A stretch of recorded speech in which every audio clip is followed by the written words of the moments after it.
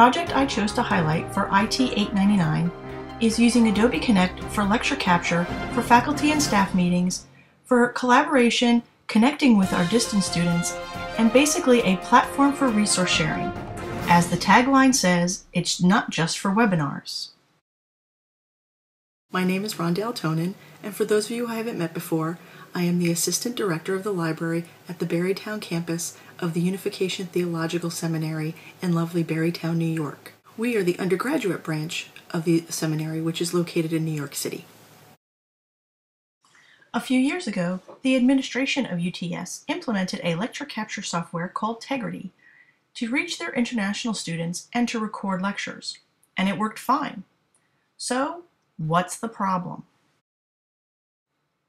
Unfortunately, there was no training, no assessment, no design, no development, no implementation plan, or any evaluation. The program was just dropped into place, and faculty and staff was left to fend for themselves. While a few managed to figure the software out, frustration was high, and disappointment in support was often a sore point. In the end, however, it was the students who suffered the most from the substandard and non-functional recordings. There has also been grumbling about the cost, as it keeps going up each year and is now over $10,000 annually.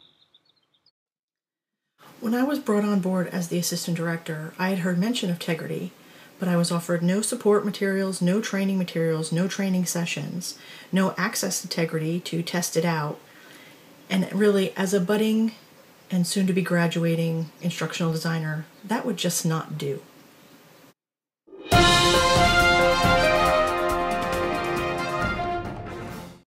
So now what's the next step? I presented to the administrators and faculty of UTS that we try several web conferencing and lecture capture products, including Adobe Connect, WizIQ, Illuminate, and WebEx, to determine which one would be the best tool for our needs, which one would have the best options, the best student experience, and obviously the best price. So at the end of 4 months of trying out 4 different web conferencing lecture capture products, the clear choice for the Unification Theological Seminary needs was Adobe Connect.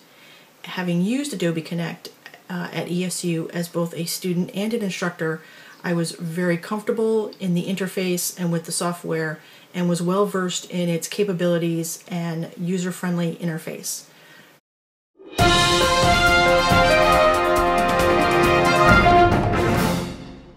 Using the ADDIE model, I developed multiple strategies for using both the synchronous and asynchronous aspects of Adobe Connect. I created pre- and post tests, as well as an assessment to be used after training to determine any changes that need to be made to the training as we were moving along. Adobe Connect has some great resources on their website that I was able to use to demonstrate how to be a participant and how to be a host. They also include a list of best practices for creating online sessions. The primary delivery method will be instructor-led classroom sessions here on the Barrytown campus in the library, using technology-based training and incorporating job aids as needed. A web page using SpringShare LibGuides has been created to house these resources, which will include handouts, video tutorials from Adobe TV, as well as video tutorials I will create to give a more personal context for those faculty and staff who prefer to see what their screen will look like versus a generic screenshot.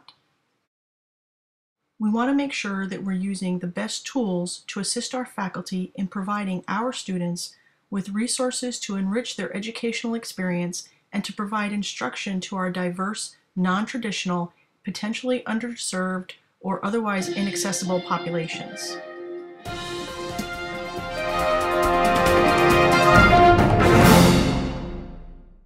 We had our first beta on Monday, November 19th, and wouldn't you know it, our first challenge was technology. The Adobe system was hacked the previous week, requiring all administrators to reset passwords. Unfortunately, it also changed the settings for account admins. This caused a delay as I had to be on the phone with Adobe on hold for 20 minutes, which really tested my theory concerning their great support. However, I'm sure I was just one of hundreds who were having very similar issues, and they handled it in the best way they could. Time here is wrapping up. For the future, we plan another beta right after the holidays between Thanksgiving and Christmas, about mid-December.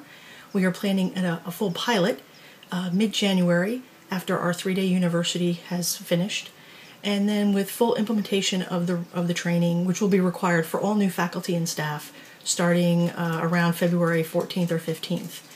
We are still awaiting our approval from the State Department of Education, so our classes don't actually start until the fall. So this gives me plenty of time to tweak and update and make corrections to the training as we go along.